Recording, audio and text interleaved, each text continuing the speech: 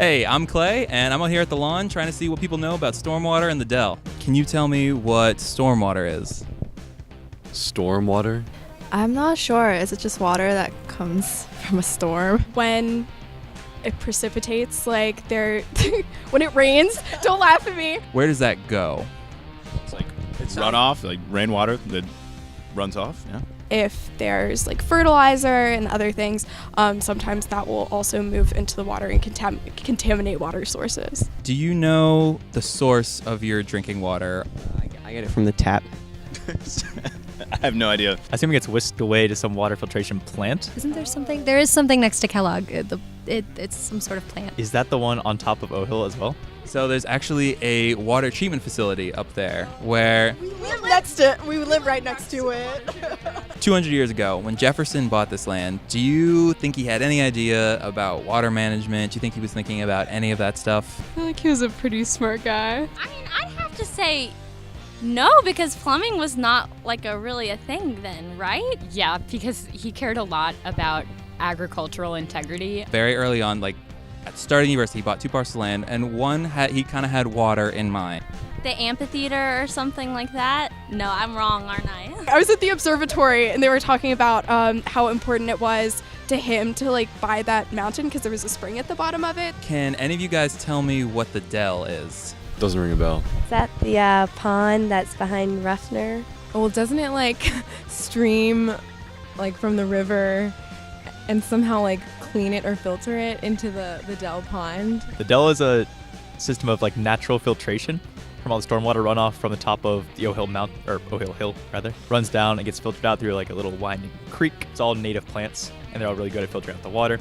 The idea being that when it storms, instead of like flooding the streets and crowding the gutters, it's naturally filtered through. That is amazing. Yeah, that's exactly 100% right.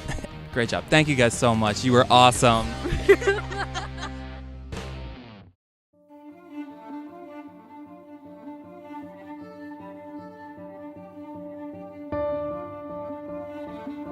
Most people are incredibly surprised to find out that the hill, actually, that observatory mountain, actually had such great significance in the history of the university. But it's actually quite telling if you look at some of the old lithographs. Of course, it's what you would rather expect. Up front is the dramatic view of the lawn with the rotunda. But then almost always quietly in the background is this little rise of land that was Observatory Hill. In June of 1817, the university acquired the land that the academic village would be built on, about 44 acres, but also acquired 153 additional acres of a hilltop about 5/8 of a mile from what we would call central grounds today.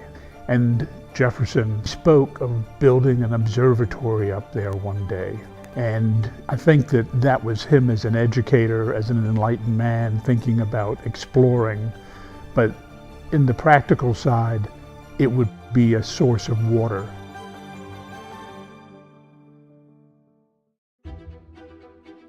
The Maverick Plan is a essentially state plan of the University of the Academical Village. The back of the Maverick Plan, which contains a written explanation of this image of the university, the state plan seen on the front of the pamphlet, also mentions that water will be delivered to university buildings via pipes that are carrying the water from springs on a nearby mountain.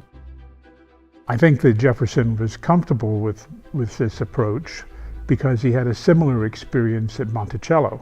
He had acquired what we call Mount Alto today, capturing water from a spring on Mount Alto and piping it over to Monticello, which was always running short on water. And when you actually look at and compare Mount Alto to Monticello and then Observatory Mountain to the Academical Village, they are about the same distance from each other. Mount Alto is 400 feet higher than Monticello. Observatory Mountain is 300 feet higher than the Academical Village. And not only that, but he had drawn a scheme for an observatory on top of Mount Alto. And there is an image from 1913 looking west, that is the same view you see from Monticello.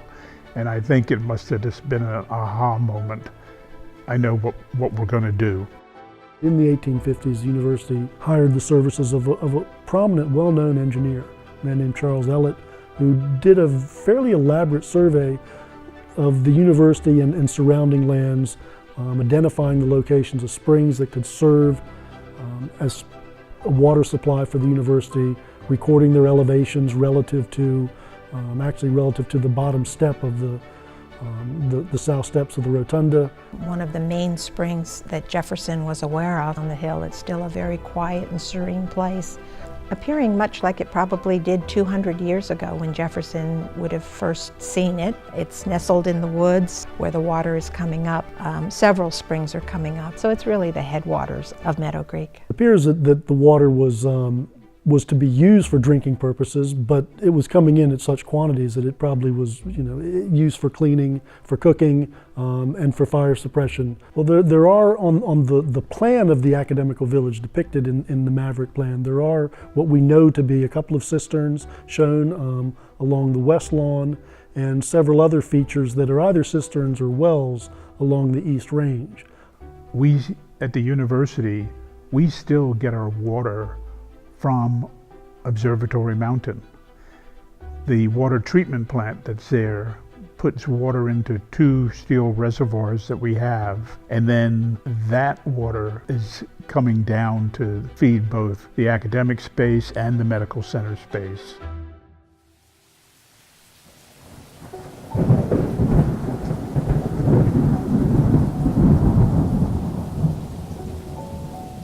At the University of Virginia, we've been changing our focus to stormwater, trying to get away from the situation where stormwater is a waste product that we need to get rid of, to something that's a resource that we can take advantage of.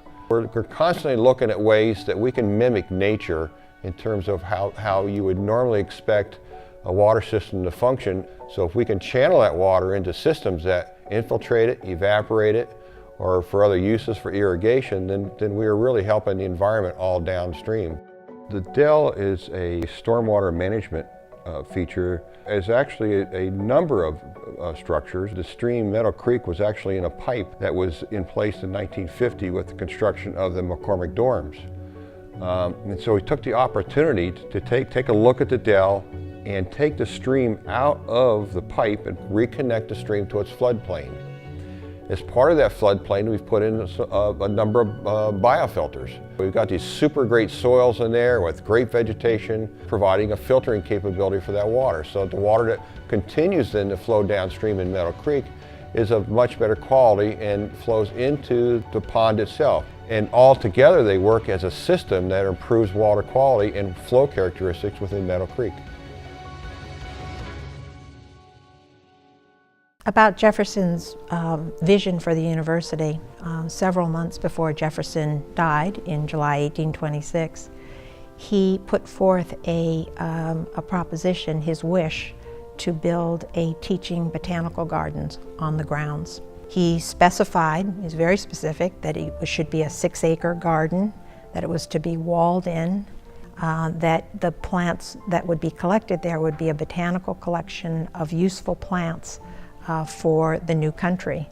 And so just like he used the architecture on the lawn as an educational tool, so he saw the gardens also as being educational tools.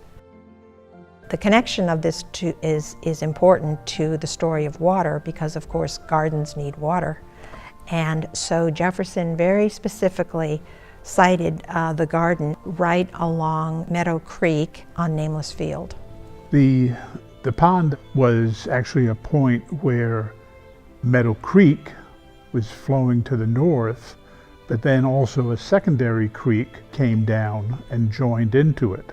That was really a retention pond. It was interesting when you look into the history, there were repeated attempts to try and realize Jefferson's dream for this garden, none of which ever happened. But I like to think that in some ways, one version of Jefferson's teaching garden did happen at the Dell. Amongst a very beautiful pond and beautiful plantings, There's also a very strong underlying program there covering plants that go from the Tidewater to the Piedmont and up to the mountain area. So I think Jefferson perhaps in the end got the teaching garden that he was after.